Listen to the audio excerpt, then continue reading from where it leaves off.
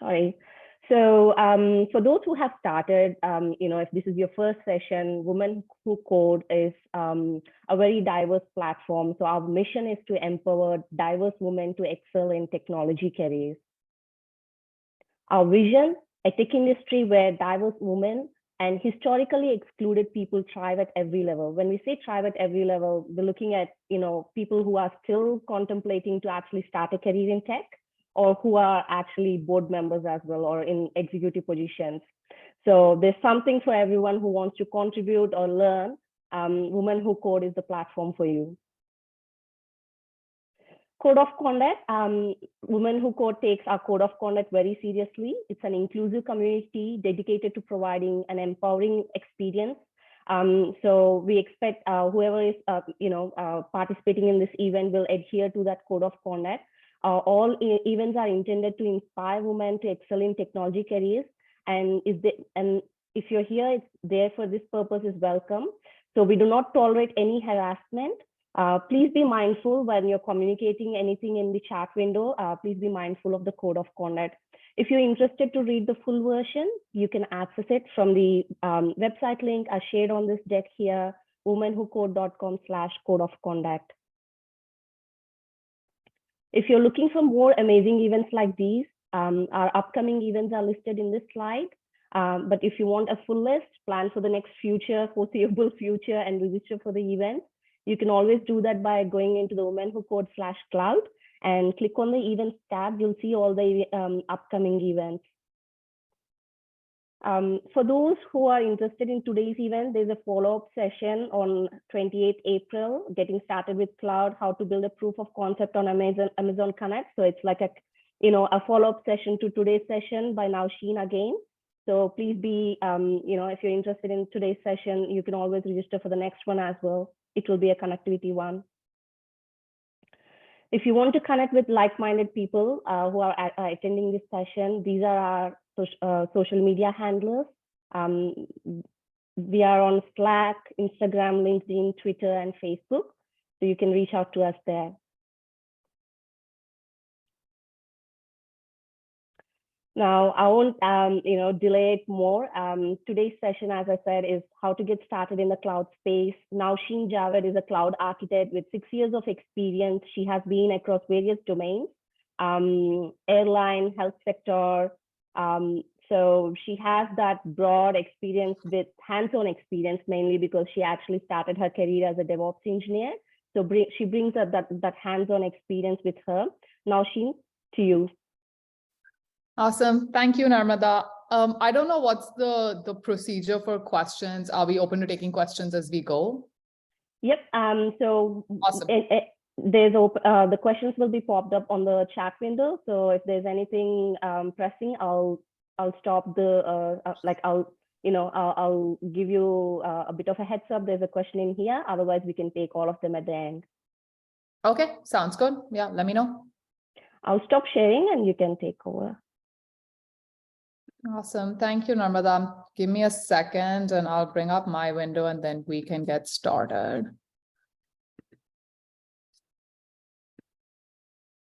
Okay, can you all see my screen? Okay, awesome.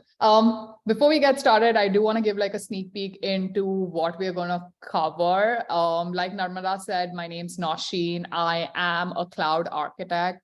I have been building solutions in the AWS space for what seems like forever now, but it's been close to 7 years.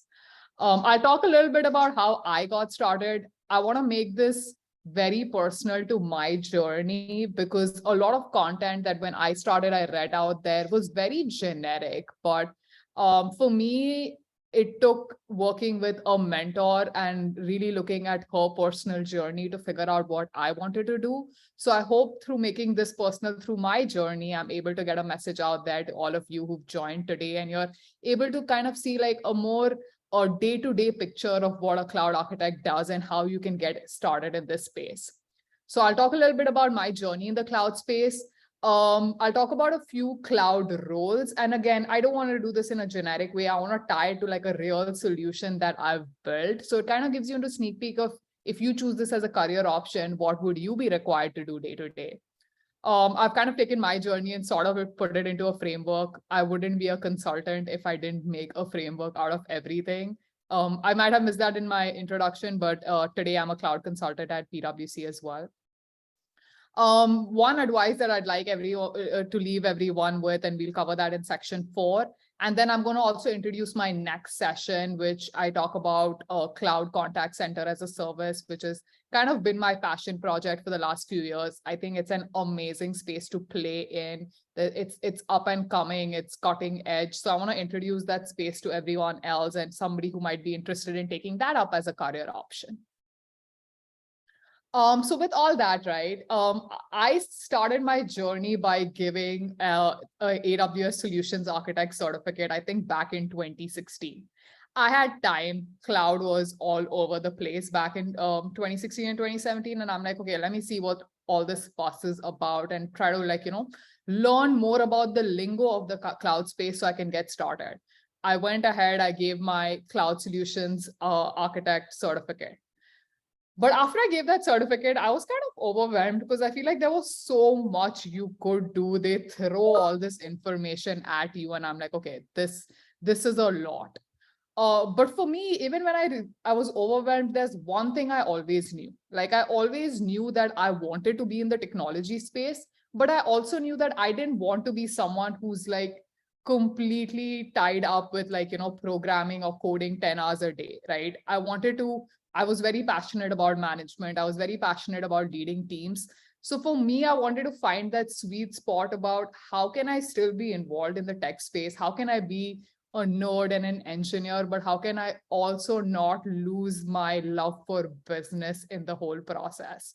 And that kind of gave me that kind of trigger, I need to dig more. I can't just say that I'm going to be an architect. I need to figure out how to go about this. How I went about it, I'll talk through in the slides, but that's my journey. That's where it started, me knowing that for me, it's very important to be technical, but also be able to climb to a leadership level. That was me in 2017. I was very fortunate to meet someone who kind of had a similar journey. And working with her, I kind of started asking her questions like, hey, can you show me something you've built? Because I want to understand what are these different roles in the AWS space. But if I adopt one of these roles, what is my life going to look like? Like, what will I be doing day to day? And that was very important for me to visually see, what do these people do in the cloud space? I've heard about them, but I really don't know, what do they do for a living? So I want to give you kind of the context she did with me is kind of show you a real solution that we built. And if you were working on this solution, what would your role be? For all intents and purposes, I don't want to explain everything on this diagram. In very layman's term, this is kind of an architecture that shows you a data flow across different AWS services. All these are practically offerings that AWS has on their platform, and you can use this offering to fulfill a particular functionality. If I was a cloud engineer who was tasked to build this product, one of the major things I see cloud engineers do today is configure these products. Like, can I get this one service to integrate with this one service? It's really understanding what are these offerings, like what business problems are they solving? How can you integrate two services to talk to each other? How do you build this data flow? And let me give you an example, right? S3. For most of us who are familiar with S3, it's Amazon's oldest service. It gives you the ability to basically store objects in cloud. I can go create an S3 bucket and I can store whatever I want in it. How businesses can so like a cloud engineer would essentially be responsible once this sort of architecture is built out. He or she would be the person who would go in and set up these services to be utilized in the way that it's meant to be. Now, cloud engineer can be someone who does this through the console, like through a GUI. Also, cloud engineers more natively now also set all this up through code. Like, you're also like a software development engineer in some ways, and you're building this platform and you're seeing it come to life. Now, if I was a security engineer in the cloud, My responsibility would be less about going ahead and building these things. It would be more about, have you configured these services with all the bells and whistles of security? Like when you create an S3 bucket today, like you have a plethora of options to secure this bucket. You can enable encryption on it. You can enable who has access to it. I can say Nausheen has access to it, but Narmada does not have access to it. Everything is governed through policies. As a security engineer, I'm working with teams to ensure that as they are building it up to the security standards that any cloud provider recommends. It's very easy. And after going through multiple AWS hacks in my career with devs doing stupid things, the role of a security engineer is very important because everyone can do cloud, but doing cloud right really requires working with security teams, DevOps teams, network teams. It's not a single person job. So a cloud engineer would work very closely with a security engineer to ensure that what they're building is secure from the get-go. A third, if I have to take this example and talk about a DevOps engineer is really responsible in getting the solution out to the masses, right? So this whole solution you're seeing on my screen, it's very easy to build once, but most of the products that we build out there, we have to build for reusability. We want to be able to shut down this entire environment, bring it back up using automation, so that we can drive some repeatability around the solution. Also, so that we can, deploy more and more versions of the solution. There's no application out there today that lives on one single version. There's a lot of versions that have to be adapted from time to time. And that's where DevOps really helps you. So a DevOps engineer would do everything that's required to put this platform into, I'm sure a lot of us must have heard of infrastructure as code, right? So every single infrastructure piece here is written as or is declared as code before it's deployed. And that's what your primary job would be, like looking ahead, like, okay, this is something someone did manually. Can I go ahead and put it into a piece of code? So tomorrow we could deploy all of this using single-click automation. A network engineer, again, a lot of cloud solutions that are built, right? Because a lot of organizations today are still in the process of migrating to cloud. There's a lot of workloads that organizations are still running on-prem. And the network engineer, this is not their only job, but one of their big jobs is maintaining that connectivity between hybrid solutions. How do on-cloud solutions talk to on-prem components? Every single cloud application you will build out there will have integrations with SaaS products, with on-prem products, and just truly figuring out that network connection and how do you build for that is primarily what something a network engineer would do. Cloud architect, one of my favorite roles. There's so many services in the cloud space, right? There's so much going on, but someone who has that vision of bringing something together, choosing like the right services to plug into the right place is a cloud architect. Let me give you an example, right? So when I built this, there was so much talk around, so this Elasticsearch offering, there was so much talk around what product should we use here. There's so many different solutions out there that give you like a search capability, and keyword search is becoming very popular where people every single search platform wants to be a Google, where you type in a few words and you get like a sub-second response. There were so many debates on, should we use Amazon's version of Elasticsearch here? Should we use Elasticsearch open source version here? And that's where I think the role of a cloud architect is very important, to understand what are some of your pros and cons when you select these services. Because every single decision that you make is going to have an impact on performance of your product. So I think it's a very cool role. It gives you an insight into a much broader space, but of course it also comes with a lot of practice and understanding a lot of these concepts before you can truly architect. And product manager, I mean, I don't want to go too much into the details of it. I feel like, it's a good space for people to play in, for people who want to be both technical and business oriented. I feel like every organization has a different a definition of product managers.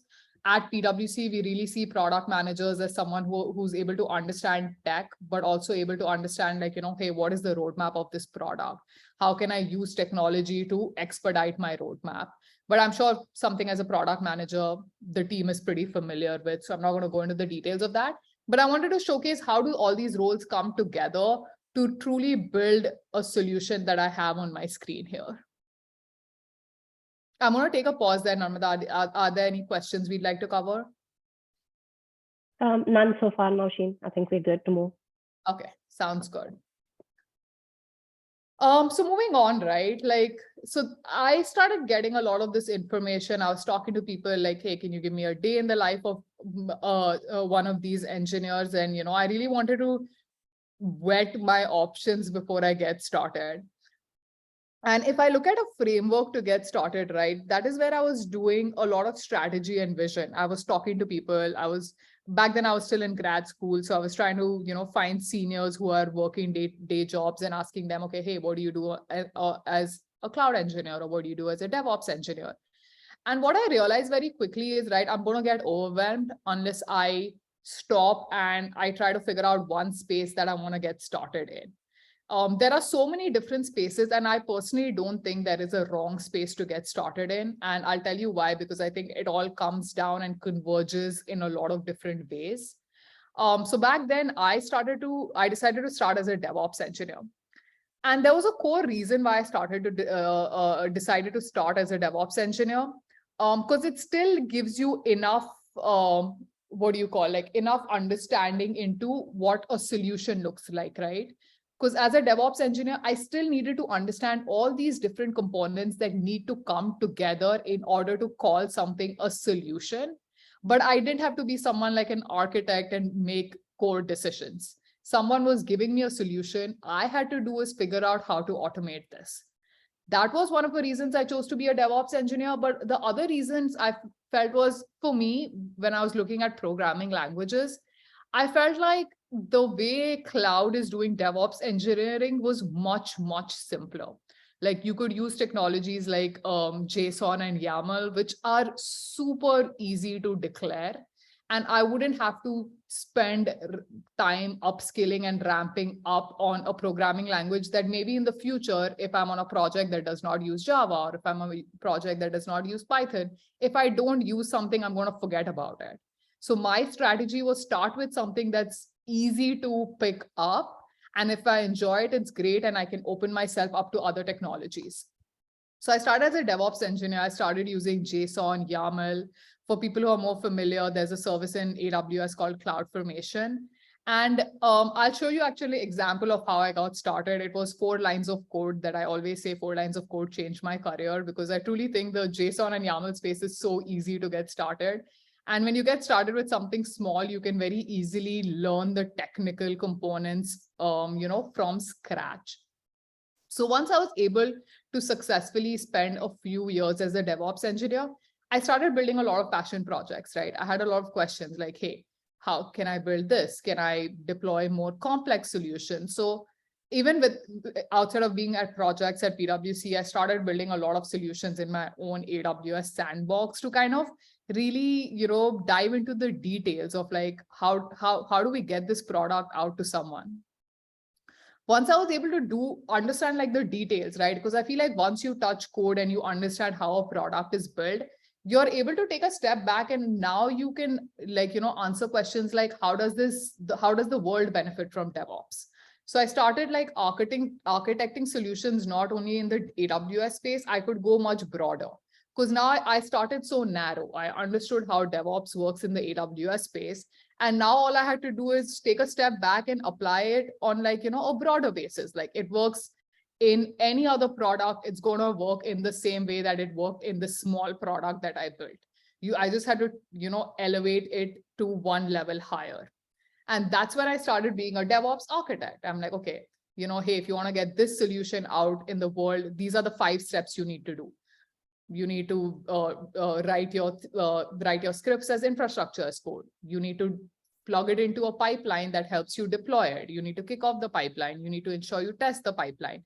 It sort of gave me those 4 steps that I could go ahead and apply at any project and really build what things like a DevOps architect does is give you like an architecture to be successful.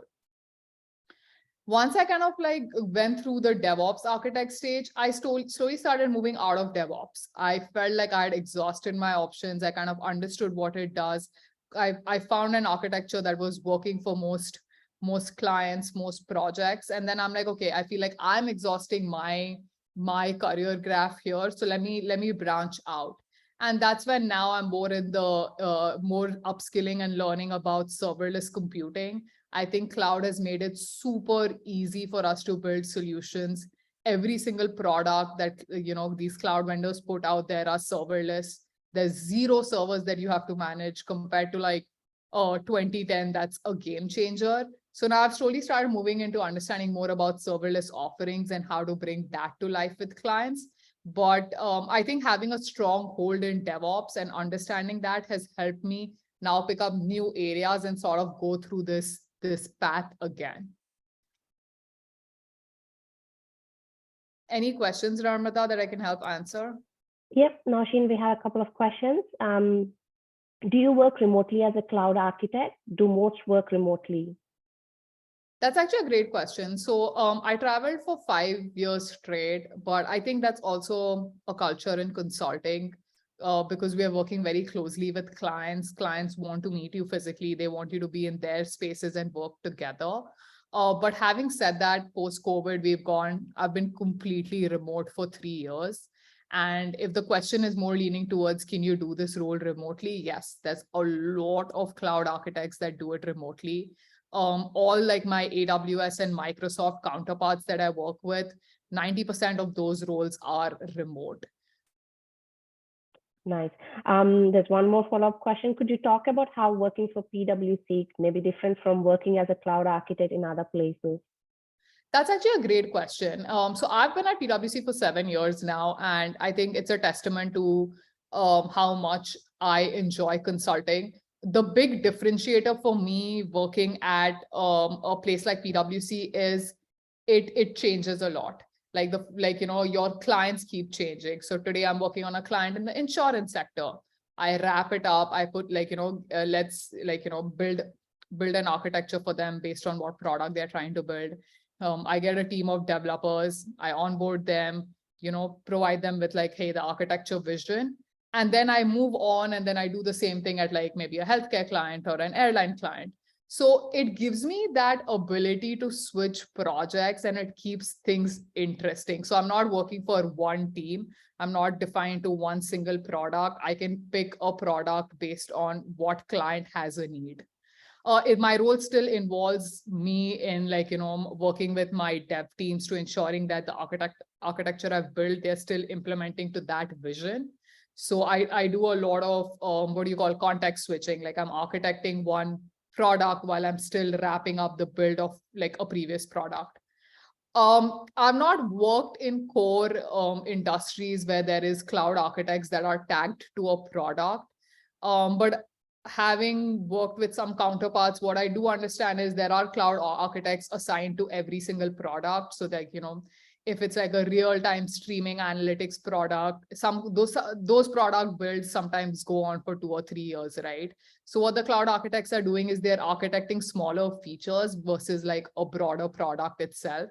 So I think it's it depends situation, right? It really depends on what you're architecting. Is it like a brand new product that someone's trying to build? Is it an established product that they're just trying to add features to? So the job roles differ a little bit.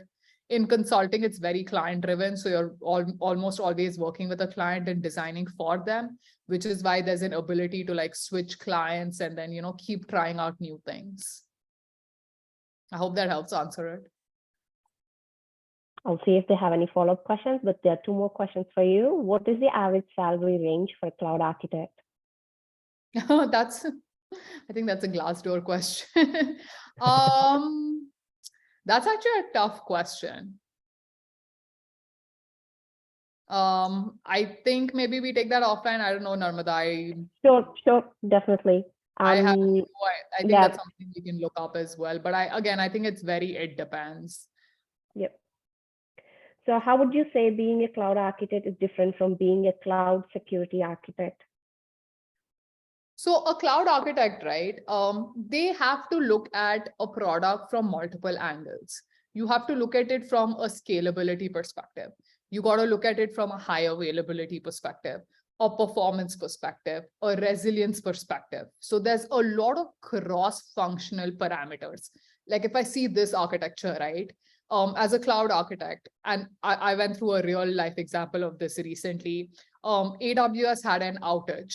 So they lost one of their core services like EMR.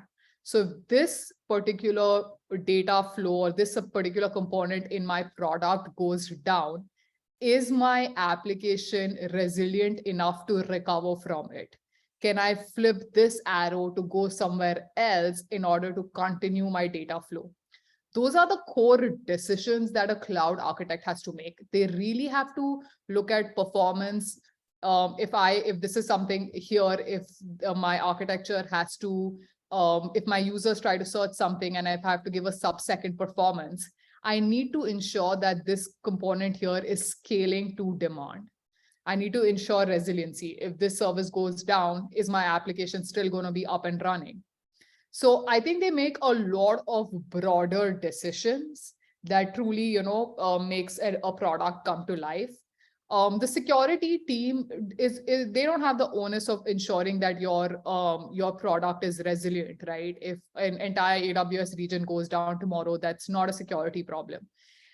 Security architects look at it more from like a security standard, right? Like let's take an example, right? If this component needs to talk to this component, all this component is doing is writing a log to this bucket. So this arrow here should just allow permissions to let this guy write to this person here.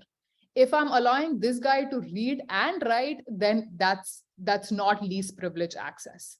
So they look at more like security components, things like least privilege access, encryption at rest, and encryption in transit. So they look at more of the security pillars versus the cloud architect is responsible to look at resiliency pillars, look at performance pillars, look at scalability pillars. They go a lot more broader than just security.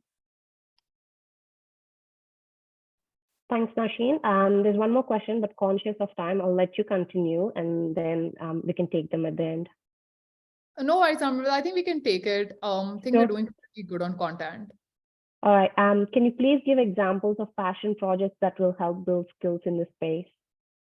That's a great question. And maybe that's like a good example of what I was going to show you next, right? So this is something when I don't know the levels of experience that all of you all are at. So this example might seem very basic to some of you all, but this is realistically some of the people that I mentor and who don't come from a cloud background at all. I would recommend starting at something very small, right? So when I started in 2017, I'm like, okay, one of the most popular services in AWS is S3. Everyone's talking about S3. So I'm like, okay, if I really have to automate creation of an S3 bucket, how do I go about it? And when I was talking about YAML, what I realized is it's literally a declarative language. Is I need to look up what are the parameters that I need to pass in order to build an S3 bucket. And the only required parameter turns out to be a bucket name.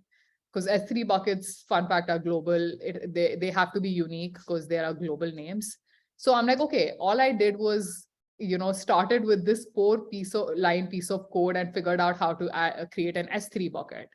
And the other passion projects that I did was, the other one that I recommend actually starting out with is Amazon Connect. And the reason why I started with Amazon Connect, right? It's a very GUI based solution.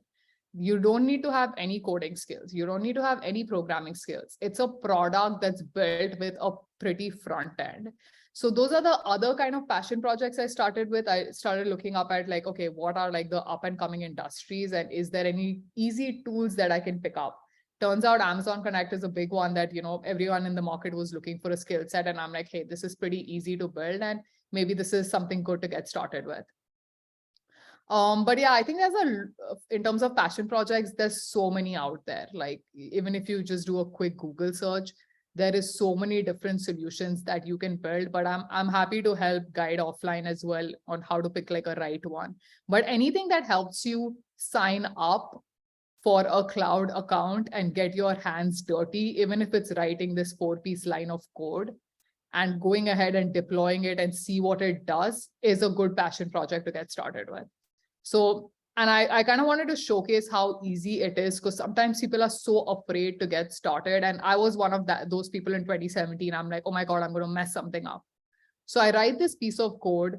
If I have an AWS account, so this is sort of my test account. CloudFormation is nothing. You guys can look it up offline. It's basically a service that lets you automate deployment. So I'm going to go upload that piece of code that I just wrote. I'm going to give it a name for my deployment.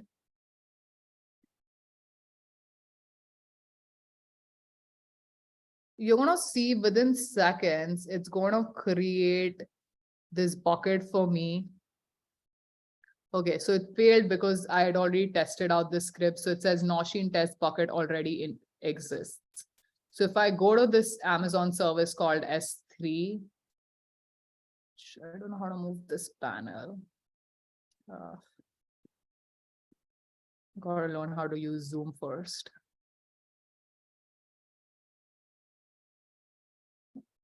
So if you see, it's created this bucket for me called Nausheen test bucket. And it just took that one experiment to figure out like how easy some of these programming languages are.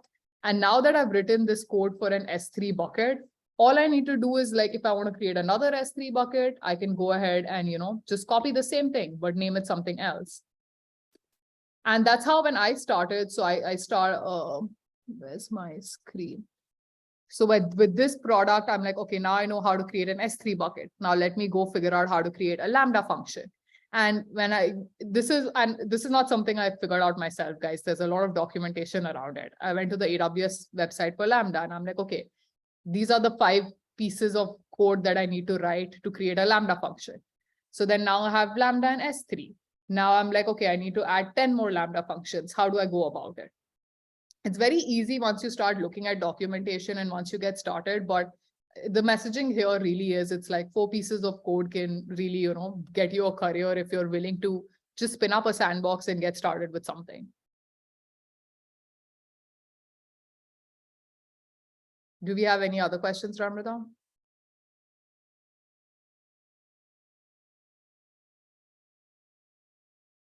No, that's the last one. Okay, awesome. I do want to introduce my next session. I get a lot of questions these days on how do I get started in the cloud space. There's a lot of ways to get started, right? Like I got started using AWS certifications, and I think there's nothing wrong with that, right? A lot of people get started that way. It's very easy to help you build that lingo.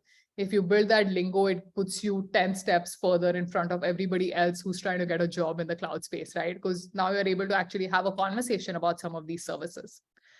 So there's core pillars when it comes to cloud. There's security, there's networking, there's DevOps. So you can get started in one of those spaces, like those broader pillars. A lot of trends that I'm seeing in the industry right now is people are getting started at smaller service levels. Like they're picking up a service and they're trying to become a subject matter expert in that service. And I actually see it as a pretty good strategy, because now if I know everything about a service, then I can start figuring out, okay, how does this service talk to 10 other services? And then it opens me up to other services. But at least in the process, I understand so much about this one particular service that, that's truly like, a game changer in some ways, because now everyone's trying to be so broad that we don't have people who are focused enough. So I see a lot of people get started with just Amazon Connect these days. They are able to build contact center solutions. And when I say contact center solution, is any single help desk number that you call today and they go like, hey, how can I help you? You can build a contact center solution in, I would say, less than 20 minutes using Amazon Connect. So that's what I want to showcase to you all in my next session. Something like, and I'll let this play through. There's an incoming customer call. There's like a flight booking system, right? Like I call in, someone's like, hey, they already recognize that my flight was canceled. So before I say anything, they're like, oh, I apologize that your flight was canceled. I can rebook you for the next flight. Would you like to book that now? So that's like an example of a typical customer journey, which what clients are trying to do is they want to try to push as many operations to the transactional IVRs, like the recorded system, versus trying to staff an agent to help you out, because staffing agents cost a lot of money spent training, money spent paying these agents. So they're like, okay, if we can do a lot of that using self-service, it's going to make our life much easier. So this whole self-service functionality that you're seeing here, where someone calls in, it's automatically recognized that, you have a flight that was canceled. Would you like to book that? And someone was actually able to, the user goes like, no, I'd rather rebook it for the same time tomorrow. And they're like, yeah, sure, that's something I can help you do. So this whole conversation's actually, if you think about it, is happening with a bot. But it's built in a way that it's so natural. Like, we've, as an industry, I think natural language processing is so cool, the way you can talk to a robot and not even know that you're talking to a robot because it sounds so human.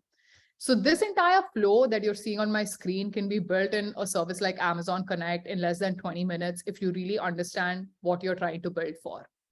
So that's my next session. I want to introduce you all to what is Amazon Connect, how you can create a contact center in AWS within seconds, and what are the career opportunities in that space and where is that space going next.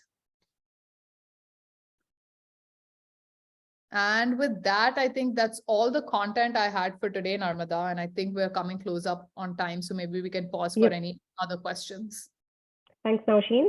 I'll open it to the floor. So anyone has any questions, please post them in the chat window and we'll take it from there. And Nausheen, thanks for, giving a bit of an intro for the next session. I'm definitely interested, curious to learn more about this one. So you can see me there. Oh, awesome.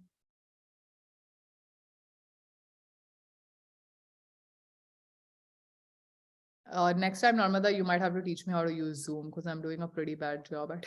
No, all good. So if you have the bar on the top, if you want to move it, just scroll your mouse on it and then click on it and you'll be able to move it. I think that seems to not working for me. How do I stop sharing? That's my other question.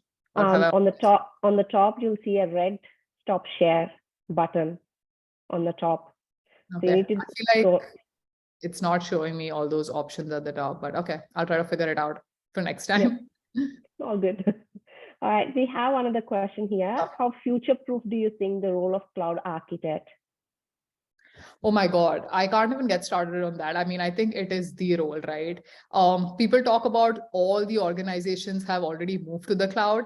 As someone who's a consultant and who works for clients every day, I can tell you that we've not even touched the iceberg. And I don't know how many of y'all follow cloud leaders talk about it, but most of the cloud leader speeches you'll see that we are probably done with 10% of migrations to the cloud space. That means there are 90% organizations out there who are still running on-prem.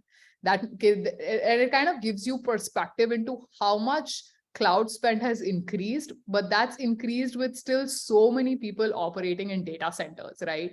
So I think the cloud architect role is here to stay. It's here to stay because anybody who's starting to build a new application, they are starting in cloud, right? Nobody's starting on like, hey, let me go build an application in my data center. They are like, they want to leverage the innovation of the cloud space. So any new application that's built, it's some cool, innovative idea, and it's always like, conceived in the cloud space. That's a role for cloud architects that's going nowhere. But for the cloud migration that I mentioned, everyone who's trying to get into the cloud space and migrate all their workloads, that's again a cloud architecture role, right? Because you can pick up your data center and put it in the cloud, but if that is not giving you any good, right? So we always recommend to our clients that, hey, if you're moving, architect it for the cloud while you move, right? So figure out a cloud architecture. let's, figure out what is the right landing zone for you when you move to the cloud versus saying like, hey, I'm going to pick lift and shift everything inside, because that again, at some point you're going to come back to me and say that, hey, I need to re-architect for the cloud. So I'm like, let's do it while you move. So the role's here to stay. I don't think I can talk about how much the cloud space is growing, because that's something we all live and breathe cloud in every single thing we do. So yeah, I think it's future-proofed enough for like us and probably the next 10 generations. For sure. Ishika says, thank you for the amazing session. And then we have a few more questions. Do you think there are still opportunities in this space? Again, I feel like there is so much. As someone who consumes a lot of cloud content, I feel like if I don't go through reading 5 days of, like the new releases, I miss out on so much. Platforms like Azure and AWS, they're launching new services almost every day. Like when I go to these conferences, I learn about so many things that's happened in the last year that I was not even aware of. So I think there is so much scope, like there is so much scope of building, innovating on this space. And now I read a new announcement today that Amazon's new latest services around building capabilities on Gen AI. So using ChatGPT to build applications, and they just launched it today. And I feel like that's where the world's going next, is, taking some of these Gen AI capabilities and building applications on it. And I think that's what, 5 years or right before the pandemic, nobody knew that cloud contact center is going to be such a big thing, right? Because you were in the game where agents were coming into the offices and using desk phones to take calls. Now with like solutions like Connect, you can take like a customer support call anywhere in the world without ever coming to an office, right? And this whole space was non-existent 3 years ago. So there's so much happening every year. It's changing. I still think there's a lot of scope for new services to come into play. So what certifications are best to pursue to get your first job? I'm also interested in cloud security architecture. Awesome. Yeah. In terms of certification, I would say all cloud providers have something known as a solutions architect. If you don't already have your fundamentals, every single cloud provider also has a fundamentals course. So I definitely think if you don't understand cloud lingo, get started with fundamentals. It's going to teach you like, the cloud jargon, as I like to call it, because there's a lot of it, but it gets you started in like, being able to talk cloud. And I think being able to talk cloud is a big aspect of being started in this space. So any fundamentals, whether it's Azure fundamentals, Google fundamentals, AWS fundamentals, all three of them are good to start with. I'm a little biased towards Azure and AWS because I'm seeing a lot more huge organizations. It's always comes down to a fight between Microsoft and AWS. Google is still playing catch up. So I would say try to get started in one of those spaces. After fundamentals, I do recommend an architect certificate. It might take you a lot of time to truly call yourself a cloud architect. I think it's taken me 7 years and I still think I'm learning. But I still think it's a good introduction to the space. It teaches you a lot of broad things. So that's one way to understand a little more in depth than fundamentals. I'm giving my cloud security right now. It's again a great certification, but I think it's very, very detailed. If you don't know the broader cloud space, it's going to be tough for you to go into details of security. So I would recommend maybe start with an architect. It's a little more broad. It gives you more insight. And then you can give your cloud security and be like, hey, this is the space I want to focus on. So I would recommend the security one after the architect one. Cool. That's a good answer, Nausheen. Can we use cloud in a blockchain? Yes. That's the other thing, right? So the same thing that I showed you about Amazon Connect as like, a cloud contact center service. There are services on Azure and AWS that are blockchain related. There's SageMaker, there's Macy, they're all built on blockchain technology. It gives you the ability to even start deploying a blockchain solution and playing with it. I have friends who've like built like ability to exchange bike shares on blockchain. I'm not an expert in blockchain, but I think the cool thing about the cloud space is, right, you can spin up something and test it out so fast. and really understand if it is for you, I would highly recommend doing that. It's pretty quick. Google search blockchain on AWS. It's going to spit out the AWS service for blockchain. You can go ahead, deploy it, see what it does, and figure it out for yourself. Yep. And most of the services are free. So there's that. Yeah, that's actually a great point. Yeah. Any good and detailed resources on how to deploy an app on AWS EC2?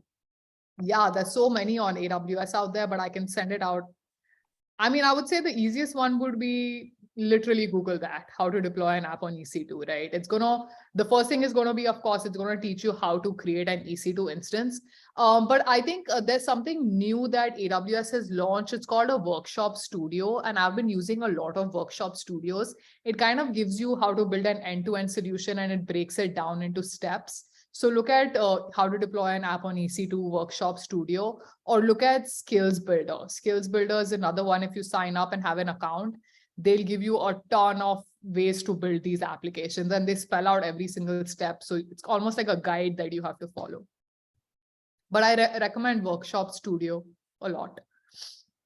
Oh, that's good. I haven't heard about Workshop Studio. Knew about this Skill Builder.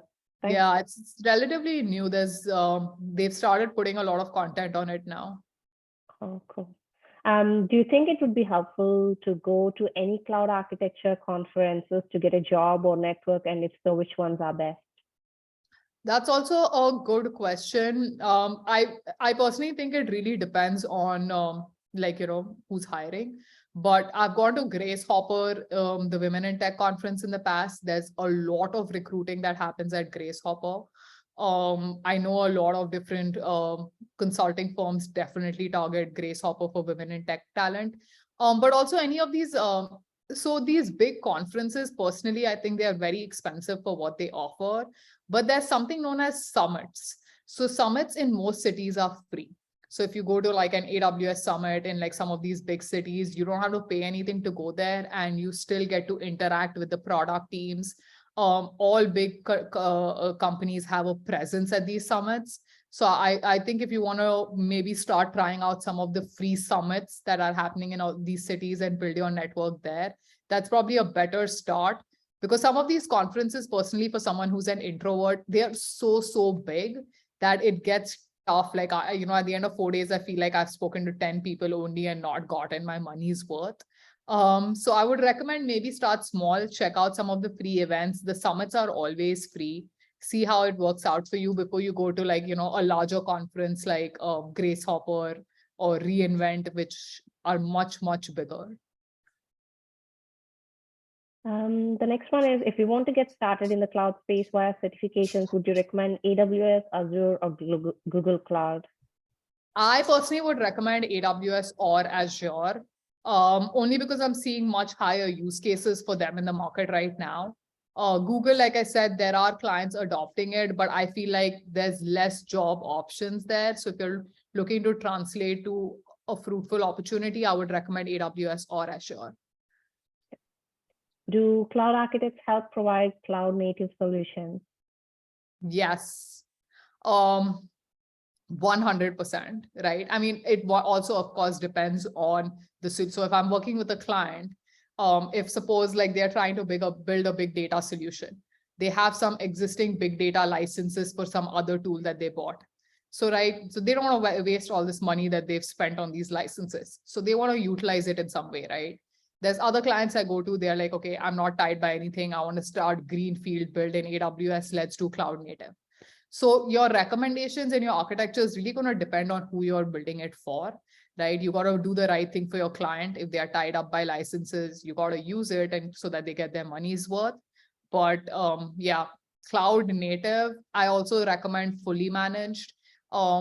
When I say fully managed, it's like these cloud providers take care of the management of the infrastructure layer for you. So things like patching your EC2 server, you never have to worry about that. And operationally, people think it's very easy, but it's a big task operationally, especially when you work for some of these big organizations. The kind of operations teams they have just doing like server management day in and day out is pretty insane. So we always look at how streamlined operations is at a client, and definitely recommend them to go cloud native, go fully managed, because it's going to take off a lot of that burden. You do end up paying a lot more in cost, but you're offsetting cost with manual labor. So there's trade-offs in all of them. But again, as a cloud architect, you have to look at those things. You truly have to look at who you're architecting for.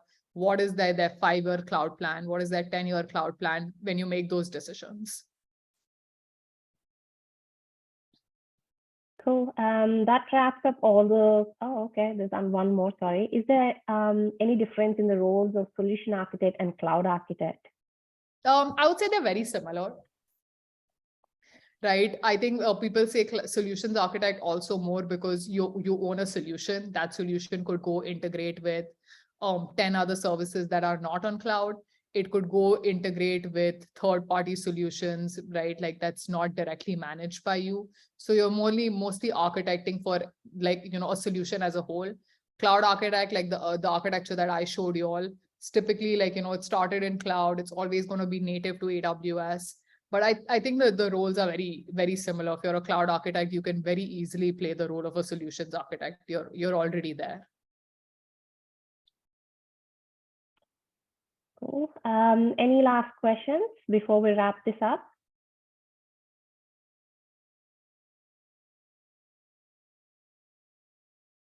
All right. It looks like that's the end of it. Thanks, Nausheen. It's been very informative, and mainly, it took all the time to actually answer those questions. I'm sure all the attendees have benefited from it. It's been a wealth of knowledge that you have shared, mainly with, how to start, and the framework you have provided. That's been amazing. Like, how to optimize it at the end and start small and everything. No, yeah, thanks, Namrata, for this opportunity. And again, I love to do a lot of this. So if you all want to directly reach out to me on LinkedIn, I'm happy to help answer questions as well. And let me know how else I can help. Cool. Thanks all. Thanks for attending this session. And please make sure you register for the follow-up session on Amazon Connect, which is happening on 27th April. Thanks all. Bye. Thank you.